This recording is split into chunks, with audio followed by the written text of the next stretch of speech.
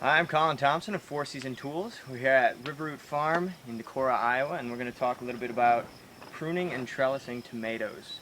We're in our 30 by 48 movable V-track high tunnel here. We've got it full of cherry and Roma tomatoes, and we're currently going through pruning and trellising these. There are a few benefits to the pruning and trellising process. First, what's probably most evident is how it tidies up the greenhouse.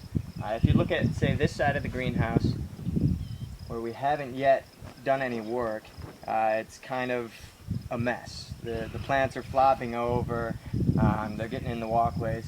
Whereas if you look at the other side, it's these nice tidy rows. It's really easy to access for weeding, for harvesting, for any other reason that you might need to get to that plant. In addition to that, there are a few benefits to the plant and the harvest itself. First off, when you prune a plant, or when you prune a tomato plant, it exposes all the foliage to the sun. That does a few things. First off, it gives the plant more energy, and it also makes better usage of that plant space or that leaf space. What results is a earlier and more sustained fruit set, which is obviously very appealing. And you also don't have to worry as much about fungal diseases. The base of that plant, where they're oftentimes prone to certain fungal diseases, have more circulation because there's less leaf matter at that base. So to do it, it's pretty simple. There are two things you're looking for. First off, there's the leader, which is the main stem that you want to leave, and then there are suckers, and those are offshoots that you want to get rid of. And so if we look at this plant, we've already pruned the base of it, and we've started the trellising process. But right here, we haven't done any work yet, and so you can see this right here is the leader. And the way to distinguish between the leader and a sucker is by following the flower sets. So if we follow this up, we see there's fruit sets below, there's a branch here, and then we've got a new sucker. There are no flowers on there yet. If you follow it up further, there are flowers here. We assume that that is the leader.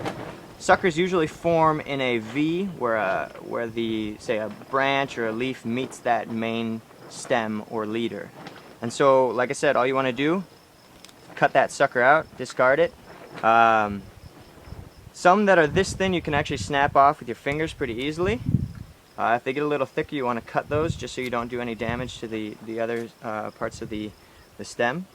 But yeah, you want to just go up all the way, snapping off any of those that you see, so that all you're left with is one leader that has the fruit sets along the length of it. And next thing you want to do is you want to trellis.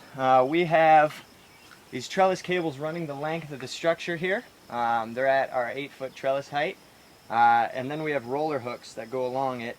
It's just nylon cord on a spool that you simply squeeze, and it feeds out, and then it's got a clip that hooks onto that line or that trellis cable.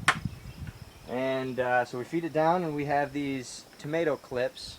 And these come in a variety of sizes depending on what you're trellising, but these are designed for tomatoes that we're using. Pretty simple. There's a cleat right in the bend of that tomato clip. You want to seat the rope right in there. You want to make sure that it's all the way in there, otherwise it's going to slip up and down on that and kind of defeat the purpose of the whole trellising, because your tomato plant will be able to move along and it won't stay vertical.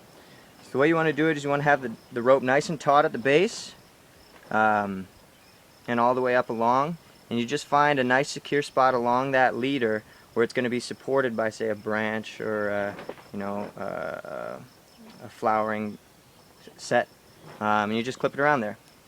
And like I said, you want to make sure that it's nice and tight. You don't want it to be sliding around, and you want it to be supported right below it, so that as you move up, it's not sagging, it's not bending, but rather it's being supported all the way along that stem.